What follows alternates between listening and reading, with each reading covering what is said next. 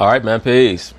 So for those of you brothers that follow boxing, it should be becoming more and more apparent to you that the heavyweight division is back under the spotlight because right now it's going through a renaissance, meaning a rebirth. Right now, the top fighters in the heavyweight division are as famous as any boxers in any weight class, and that's a great thing because you always want the heavyweight division to be the marquee division because that's where you're going to get the greatest knockouts. And right now, in the aftermath of the very controversial split decision draw between Tyson Fury and Deontay Wilder, all eyes are back on that division. And the most interesting thing is that the most notable figure in the heavyweight division is neither one of those two fighters. It's actually Anthony Joshua. Well, he recently decided to sit down with Stephen A. Smith and Max Kellerman to give his perspective on that fight between Tyson Fury and Deontay Wilder. And he's also going to call out Deontay Wilder because, according to him at least, and I'm paraphrasing, he's basically sick of Deontay Wilder's bullshit. So, of course, they're going to talk about it, and I'm going to chime in. Fight the best, you know, and that's been my whole goal, is to fight the best. You know, nothing against Deontay Wilder, but it's very apparent that he could care less about defense, even in his mitt work. I mean, his defense is just atrocious. No head movement whatsoever. But once again, if he listens to his pro-blackity-black fanboys, it's going to cost him down the line. If he does not make a concerted attempt to improve his overall boxing skill, his IQ, his boxing acumen, and start moving his head more, utilizing his jab more, it is going to cost him very soon. With that being said, I want Joshua, but the question is, does he really want me? That's the big question, because they said they don't care about what the fans want. They're going to do what they want to do. The heavyweight division is so small. It shouldn't be multiples of champion. I don't think the heavyweight division need multiples of champion. There should be one champion, one face, one name. I agree with that, and I love your drive. But at the end of the day, we all know that the sanctioning bodies are the ones who decide who they're going to make champion because it's more lucrative to spread the belts out to various fighters. That's how they build up super fights. So-and-so has the WBO belt. This guy has the IBF. That guy has the BC. That's how they make more and more money. They don't want one fighter holding all four of those major belts. Many consider our next guest the best heavyweight fighter in the world. 22 fights, 22 wins, 21 coming by KO. Also, he's a gold medalist too. We welcome Anthony Joshua to the show. Hi. May I just set this off? You heard Deontay Wilder sit right there and say, I want Anthony Joshua. The question is, does he really want me? Do you really want Deontay Wilder? I think it's simple. When I've listened to what he's been saying, that there does need to be one champion and one face. And we've both got an opportunity where I have no mandatories, he has no obligations. I'm more than willing to fight Deontay Wilder April 13th in my backyard this time, in Wembley Arena, you know, in front of 100,000 audience. So that's an official call out right there. Of course, we know that this puts Deontay Wilder in a very precarious situation because apparently he has unfinished business with Tyson Fury. But for all intents and purposes, a draw was like a victory for him because he got to keep his belt. So there should be nothing that is stopping him from at least responding back to Anthony Joshua's attempt to call him out on national television. So I'm very keen to make that fight, but no fantasy contracts, just reality. You know, bringing our worth to the table and bargaining and negotiating what we're worth and making this fight happen. Now, when he says no fantasy contracts, what he's letting Deontay Wilder know is, I'm the cash cow. I'm the A fighter. Bottom line, you don't have the ability to stipulate anything to me. Now, of course, Deontay has stated in the past that Anthony Joshua wanted a guaranteed 50 mil and that he and his team were able to come up with the guaranteed 50 mil and Anthony Joshua still turned it down. So who knows who's telling the truth here? Anthony, thank you for being on the show, my man. Sorry I couldn't be there with you today in studio, but it was good seeing you at the NBA playoffs a few months ago. Yes, sir. You know, when you look at Wilder, you heard what he had to say. He's given us the impression, both myself and Max, it was a fight that he's wanted. It's a fight that he was ready to sign on for. He damn near said it wasn't even supposed to be Tyson Fury. It was supposed to be you. But you and your folks are who made it difficult for this fight to happen. And that is the only reason it did not happen. Am I right, Max, in interpreting that's what Wilder basically said? Sure. Because that's what it came across as saying to me. Yeah. So how I see it is that we can go tit for tat and say he said, she said, he said, she said. I think in the reality and the scheme of things, it's a fight that we have to have. We're both in the same generation, the same era. We're both... Right, we know that this is a fight that we have to have, but you have to answer the question. Whose fault actually is it, Anthony Joshua? Because the reason why you have that he said, she said dynamic is because a lot of times when people know that they're the ones in the wrong, they don't want to speak plainly. They want to try to obfuscate the situation. Both heavyweight champions of the world. So with that being said, as I said, like, there's no fantasy contracts. It's a situation where it's reality. Like, I don't like coming to a stage in my career when I'm just talking about what I'm worth and negotiations and what we're bringing to the table. It's a fight that has to happen. As I said, I'm holding 4 of the major world title belts and Wilder holds 1. So in that sense, I feel he should come to my backyard and fight me. And you're the bigger economic engine. I agree with that. Engine. When people talk about Canelo's the biggest engine in the sport. In fact, you are the #1 star in worldwide boxing. Canelo is 2, close, but you're #1 right now in the absence of Floyd Mayweather. I'm not quite sure that it's that close, Max Kellerman. You're the heavyweight champion of the world, or a heavyweight champion of the world. You're the undefeated Olympic super heavyweight gold medalist. You're entering your physical prime, and you put 100,000 people in Wembley. So I get your argument.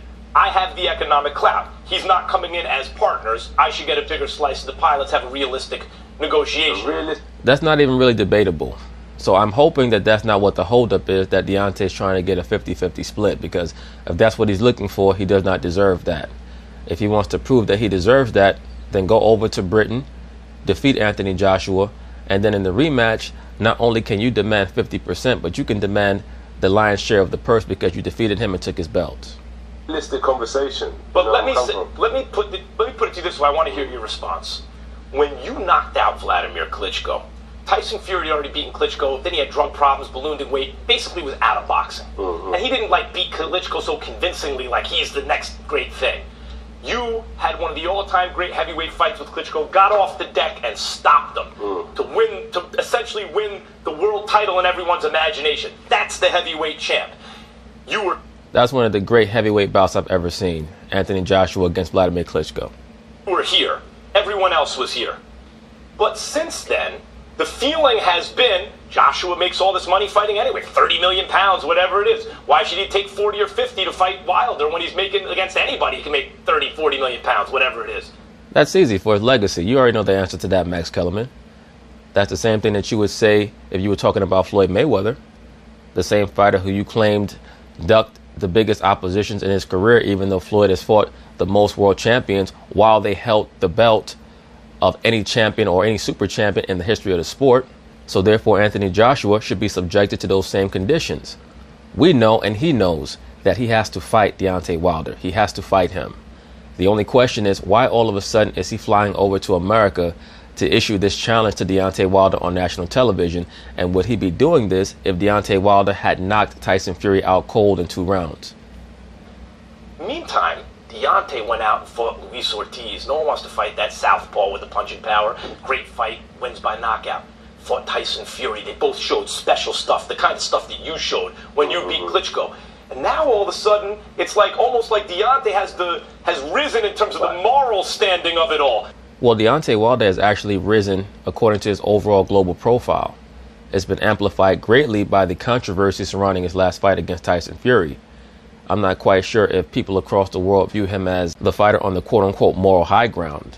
I'm not even quite sure that if you're mentally stable, how you could interpret negotiations in that way.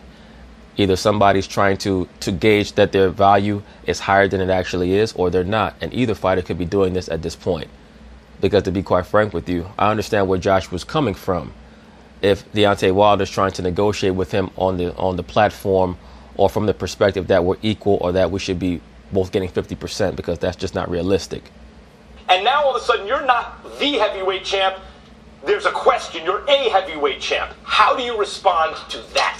Number one, I feel like if you have to draw to be classed a heavyweight champion of the world, that's not where I'm going for. I'm knocking people out straight up through and through. Tyson Fury and Deontay Wilder drew. Let's not beat around the bush, and that's not how I want to retain my titles.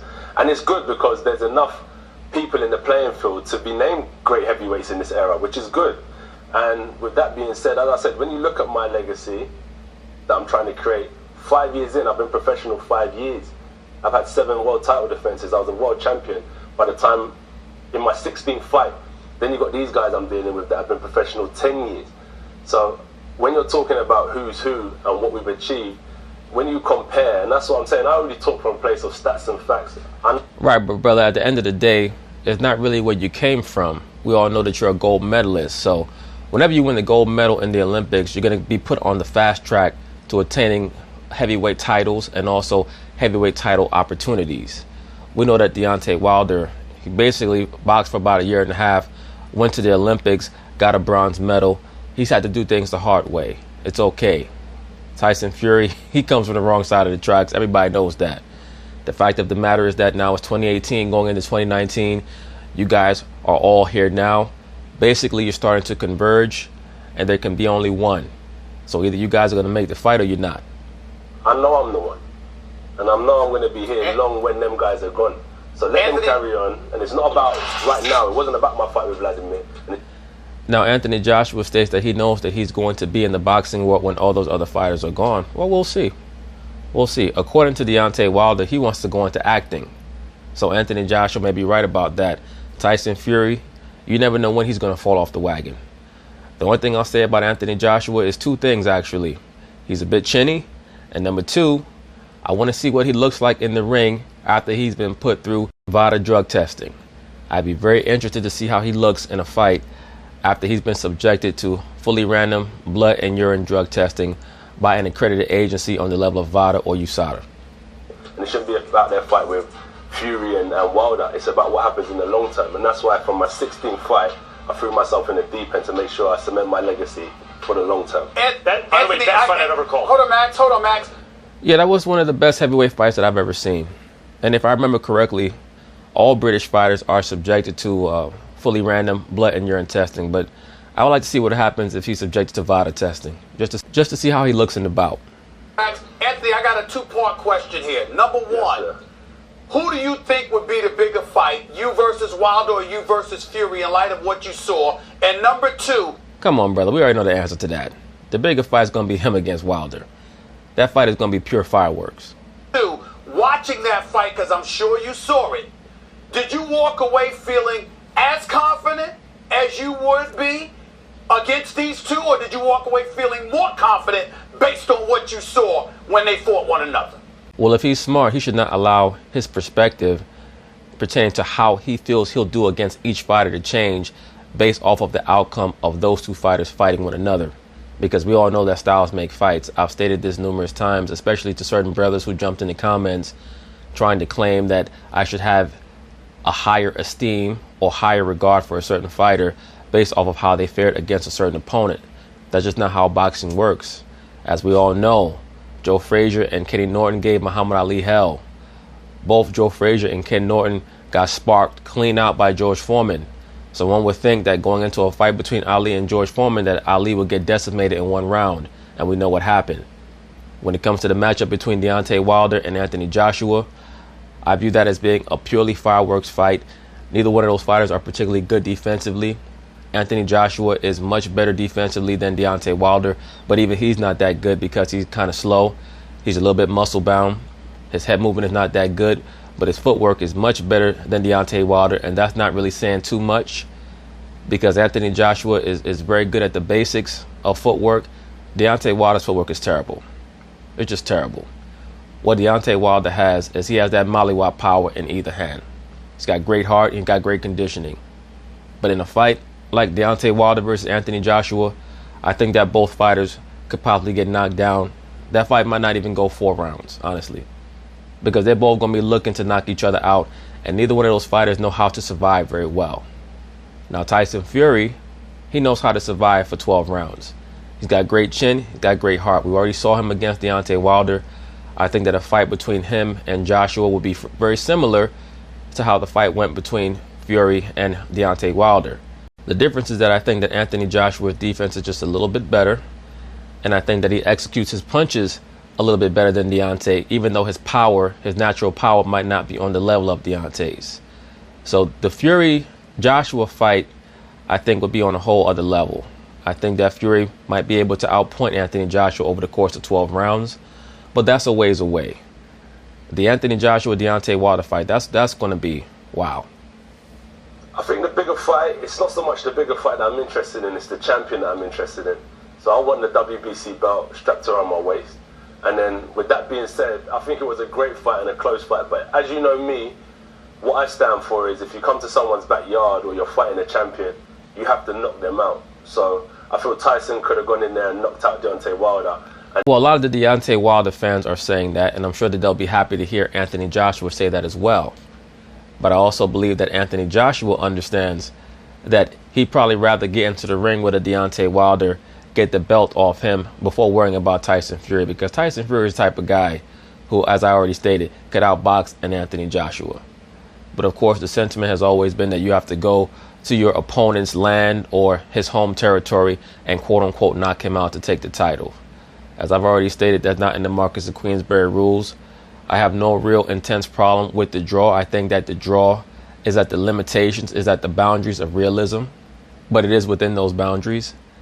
That one judge, Alejandro Rochin, who scored at 115-111 for Wilder, he needs to be investigated. I thought that was nonsense, but it is what it is. That's Tyson Fury's fault. He fought a dumb fight in the 12th round. So it's all his fault why that draw happened. At the end of the day, I think that Anthony Joshua believes that he sees a little bit of susceptibility in Deontay Wilder that he may be able to take advantage of, particularly in the middle of that fight once Deontay starts to hold his hands lower. And then it wouldn't have been a situation when you leave it to the judges, and that's how I operate in my business. I don't go in there leaving it down to the judges. Anthony. That's true, but that's also the reason why your chin is going to be far more open to take that right hand from Deontay Wilder. Anthony, you've gone the distance in fights that you've won. Yeah. Right? I mean, like, yeah. like against just good one, fighters. Just one. Right, sure. I let him off the hook as well.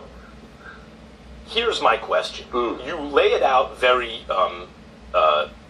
smartly and I think correctly in terms of the way you rationally, in terms of the way you think I'm going to be here a long time, we'll work all this stuff out. Yeah. But you are so, there's no such thing as a dude who is heavyweight champion as young as you were, Olympic gold medalist as young as you were, who picks himself off the deck in the best fight I have ever called in Wembley in front of 100,000 against fight. The old heavyweight champion of the world. Yeah. Title never changed hands like that before, not like that with a young guy. Anthony Joshua was like, when is this bloke going to shut the fuck up so I can speak? Young guy, old guy, without being insanely competitive. And you know there are lots of people now who believe Deontay Wilder would beat you. They didn't used to be there. Now they're thinking... Max Kellerman, just stop it, please. There's nobody who saw the Deontay Wilder versus Tyson Fury fight who said to themselves after the fight, you know what, I didn't think that Deontay could beat Anthony Joshua before this fight, but now I believe it. As a matter of fact, there are more people who now believe that Tyson Fury has a chance to beat Deontay Wilder in a rematch than anything else. Nobody's even really thinking about Deontay Wilder beating Anthony Joshua in a potential fight right now, because everybody's mind is still on that controversial draw. So you're just making shit up. Thinking they are. And Deontay Wilder's running around here saying he won't fight me. And in a sense, you're right, it's a business negotiation, but you know he wants that fight right now. That doesn't bother you? But my situation is that he's saying that I won't fight him. As I said, I'm willing to fight Deontay Wilder April 13th in London. So I don't know what more I have to do to get that message across.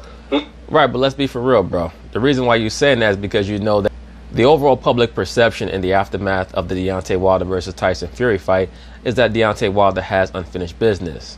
So now all of a sudden you're trying to call him out when you know that he still has Tyson Fury waiting for him. So you're going to put this on his table and make him make a decision. We'll see what happens. He's more interested in fighting Tyson Fury. Tyson Fury holds no world titles. And you're really okay? Right, but you know that the WBC has mandated that rematch. So if Deontay Wilder turns down the rematch against Tyson Fury, is the WBC going to strip him? So once again, you're trying to put Deontay Wilder in a precarious position. Just waiting that out and seeing what's what and eventually fighting them? I can't control what Deontay Wilder does. I can't control what Tyson Fury does. So if Deontay Wilder says, I'm going to go fight Tyson Fury so that I can keep my belt because the WBC has mandated that I fight him, what are you going to say? You're going to say, well, I gave Deontay Wilder a chance. Now I'm going to fight somebody else. I'll come back to him in 2020. Or even as far as what they say. But what I can do is control what I say and what I'm doing. I made sure with the negotiations, I booked the date in advance, set the venue in advance, and I'm making my point clear in front of everyone watching. I'm willing to fight any one of these guys, especially the champion Deontay Wilder, April 13th. Real quick, what more can Tyson I say? Fury. Real quick, Tyson I'm not interested Fury. in Tyson Fury though. You're not interested because he's not the champion. That's where I'm coming from. But lineal, he. Right, but you're not interested in Tyson Fury because you know that Deontay has the belt. You also know that he's mandated to fight him in a rematch. So this is a very good situation for you, Anthony Joshua. Let's be for real. He beat Klitschko. He hasn't lost since but then. That lineal status. When I was joining the heavyweight ranks, no one told me about lineal champion. Because that lineal shit is something that boxing purists, quote-unquote boxing purists and quote-unquote boxing historians run with to show that they know more than everybody else because they could trace it all the way back to Henry Armstrong and Harry Greb and John L. Sullivan and all these other guys who fought back in the late 1800s, early 1900s. They're just trying to circle jerk and show people, oh, look at how much I know about boxing. In all reality, Tyson Fury, even though he's the official quote-unquote lineal heavyweight champion, the man had to take a year and a half off because he had a damn cocaine and alcohol habit. So you don't get to be champion emeritus forever. You left. Somebody else got the opportunity. Anthony Joshua won. So now Tyson Fury, you have to defeat Anthony Joshua and Deontay Wilder to get your clout back. That's just how that goes. I knew about WBC, IBO, IBF, WBA, and WBO, and I got my hands on 4 of them. So I don't know where this lineal just popped out of the woodworks from. Damn, look at his knuckle on his middle finger on his right hand. Woof. Them boys be training hard, boy. Goodness sake, look at that man knuckle. But if I got to get my hands on that too, and that's about that the world. If I get my hands on the lineal, that shit you just made up, I'll take it, but it's not official. The world's interested in, Fury can step in if he's serious. That's where I'm coming from. I want to fight the champions. I'm the one leading the pack. I've been doing that since I made my debut. 5 years in, 7 world title defenses, and I'm running the game. I mean business. And I don't know what more I have to do to kind of get that message across to the world. As I said, maybe because I'm not on here with ice around my neck, flashing jewels, talking about pay-per-view numbers. That's not really my swag, you know what I'm saying? But okay, I handle my business. That's what Molly Karam going into groupie mode as usual. So I'm coming from about my business, and I do that in the ring. Saturday you're going to be Max, though, because you're going to be part of the broadcast team. And also, if you want to know about my bling, check the belts wrapped around my waist. That's the bling. That's the bling. That's where I'm coming from. That's the ice. Yeah, that's the ice for me. That's my credibility. So that's what I mean. That's what I mean business in the ring, and that's what I'm handling business, and that's what I want to get it on with the best, Deontay Wilder, or the lineal champion Tyson Fury, April 13th. And I don't know how many times I have to keep on reciting that situation because Wilder's made it clear, and he said that he's not interested in fighting me next. Anthony, the boxing world's. You know, they need to have Deontay Wilder and Anthony Joshua in studio at the same time. Since they're talking about having De La Hoya and Dana White in studio at the same time, they should have Deontay Wilder and Anthony Joshua in studio at the same time and see if they can organize that. That would be a great episode. I doubt that will happen because, I mean, it's nothing against Anthony Joshua, but, you know, he's trying to hustle somebody with this bullshit here. All of a sudden, you want to publicly call out Deontay Wilder when you know that it's basically been stipulated to him that he has to fight Tyson Fury again just to really keep his belt. Because the WBC, which is the belt that Deontay Wilder holds, has mandated that Deontay Wilder give Tyson Fury an immediate rematch. World's glad to have you. Why we're not dodging that question with Wilder? Why is he saying that he's not interested to fight me next? I think at this point he feels he has some economic clout himself, and since he feels ducked, he now doesn't feel that he needs to necessarily fight you. Stop it. The reason why Deontay Wilder is saying that he wants to fight Tyson Fury next is because in the aftermath of that controversial draw, he wants to redeem himself. He wants to step back into the ring against Tyson Fury and redeem himself. And you're basically coming out of nowhere, Anthony Joshua. I mean, that's just the fact of the matter. You're coming out of nowhere trying to act as if you're making a serious challenge to him. Beyond that, we know that his team is going to have to sit down with your team and discuss the contract. They're not going to have any of those problems getting the fight or getting the rematch with Tyson Fury. Tyson Fury thinks he won the first time. I'm sure that he's going to think he'll win again. And then when you add in the WBC aspect of it, I mean, just stop. It's not about a matter of how he feels. There's an opportunity for us to fight April 13th. It's not about feelings and emotions. It's about what the fans and the public are demanding. Okay, so you want to fight him April 13th. I get it. It's not going to happen. They put me in a situation where they want me to fight the champion. And as I said, I'm willing.